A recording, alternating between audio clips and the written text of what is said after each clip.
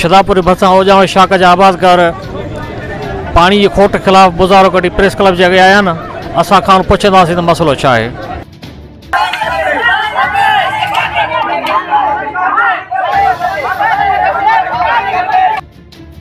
कड़ो ॾो पियो असां ज़मीनदार आहियूं आबादगार आहियूं इन करे सभु दोस्त ॿाहिरि गॾु थिया आहिनि सभु हिन नाजाइज़ लॻी पिया ऐं हुकूमत सां मुतालबो था कयूं वरी मुतालबो था कयूं महिरबानी करे असां पाणी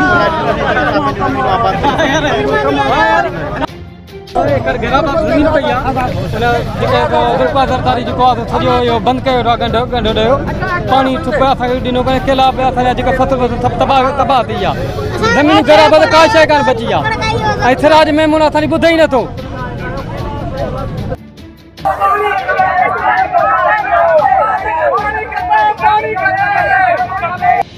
कयो 10,000 एकड़ ज़मीन जो असां काॾे वञूं जर असांजो कड़ो लॻो पियो माल ई नथो पीए असां थर में वेठा आहियूं। हे अदालत आहे इंसाफ़ आहे ॿुधाए न अजमेर चीफ खे ख़िलाफ़ था कयूं।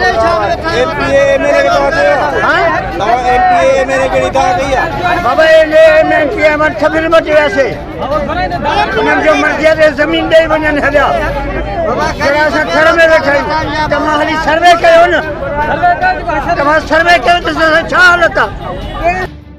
उजानी शाख जो पानी असांजो बंदि पियो आहे थियो असांजी जेका उजानी शाख आहे जेका 20 किलोमीटर पकी थियल आहे उहा पकी आहे कान उन जा जेके पैसा ख़बर न हले कहिड़े वॾे जे पेट में विया हलिया। हींअर असांजो कपास जो फसल पियो हलियो हींअर असां बेरोज़गार थी विया आहियूं हिकु लॉकडाउन जी वजह जे करे हिकु किराणनि जी वजह जे करे असां किराणनि ज़मीनदार तबक़ो तबाह थी वियो आहे। ज़रात असांजी हिन खे तबाह करे छॾियो आहे। असां आपास जे वज़ीर खे रिक्वेस्ट था कयूं त महिरबानी करे असांखे जेको हक़ आहे पंहिंजो हक़ ॾिनो वञे। अॻियां जेके कामोरा वॾेरा वेठा आहिनि असांजो पाणी जेको डीओ जेको असांजो पाणी अचे पियो असांखे उहो त मिलियो वञे जेको पाणी अॼु इन करे आयो आहे पूरा मुन धरणो आहे असांजो असां कंहिंसां माना जेको आहे दुश्मनी कान्हे का असां आहियूं सिर्फ़ु पाणी जे लाइ आहियूं ऐं मजबूर थी ॿाहिरि निकिता आहियूं। असांजी खोड़ सारी ज़मीन आहे तक़रीबन 8,000 एकड़ ज़मीन इन शाख ते उहा असांजी गैराबाद पई आहे। महिरबानी करे असांखे पाणी पुॼायो वञे ऐं SDO असांजी ज़रे ई ॿुधण लाइ तयारु कोन्हे। असां हुन 20 चकर हली विया आहियूं पर असांजी माना को न को राउंड थो हणे न को छा न को जेके मोगा लॻा पिया आहिनि अॻियां बंदि लॻी पिया शाख 2 असर माण्हू हुन ते माना जेको आहे पंहिंजो पाणी उहो बंदि कयो ऐं पंहिंजो पाणी ज़मीन ताईं पहुचाईंदा असांजी ज़मीन ताईं पाणी पुॼे कोन थो।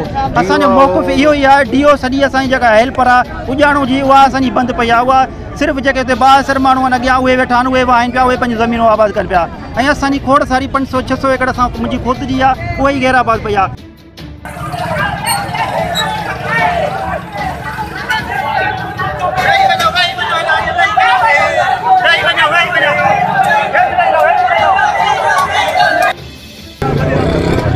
असां ज़ुल्म आहे 6 महीननि खां पाणी बंदि आहे जेको मथे मुंड जा आबादगार आबाद पिया कनि ऐं असां पुछड़ी वारा सभई बेरोज़गार पोरियत ते मज़दूर का शइ कोन्हे असांजो माल वञे पियो मरे असांजो फसल जेके कुझु कोन थियो आहे।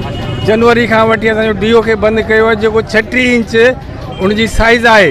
10,000 एकड़ ज़मीन उन ते दाख़िल थियल आहे जेका गैराबाद कई वई आहे कंहिं साज़िश जे करे सियासी इंतकामी कार्रवायूं पियूं थियनि जंहिं मंझि 2 धड़ा आहिनि जेके असांखे निशानो करे असां पोरियतनि खे बेरोज़गार करे छॾियो अथनि। असां ज़ुल्म आहे जेको असां रिक्वेस्ट था कयूं मीडिया वारनि खे असांजो इहा आवाज़ु जेको आहे वधि खां वधि मथे मोकिलीनि ऐं असां मुराद अली शाह खे अपील था कयूं ऐं असां तमामु सियासी माण्हुनि खे अपील था कयूं त असांखे मदद कई वञे। MPA जेको आहे हद जो थहीम साहब उनखे बि अपील था कयूं। पाणी असांजो इरीगेशन वारनि बंदि कयो जेको SDO आहे को एक्शन आहे ऐं 60 लख घुरनि पिया त असांखे 60 लख रुपया ॾियो त असां तव्हांजा पाणी खोलियूं न त कोन बंदि कंदासीं। SDO को मेमोन आहे उहो जेको आहे तमामु राशि ऑफिसर आहे जेको ज़ुल्म करे वेठो आहे बेगुनाह असांजो। हज़ारनि जी तादाद में नंढा वॾा गॾिजी प्रेस क्लब शदापुर हिन मुज़ाहरो कढियो आहे। हिन चवण त हितां जा राशि ऑफिसर हितां जा ब्यूरोक्रेट आबपाशी खाते जा अमलदार ऐं हितां जा चंद वॾेरा पाणी बंदि करे असांजो 1000 एकड़ सरसब्ज़ बनियूं सुकाइणु चाहिनि था असांखे बंजर करे बुख मारणु चाहिनि था।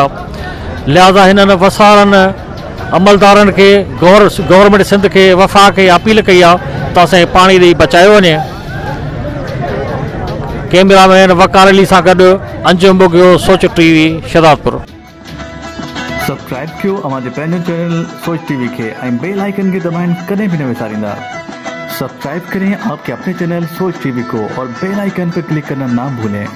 Don't forget to subscribe our channel Soch TV and press the bell icon.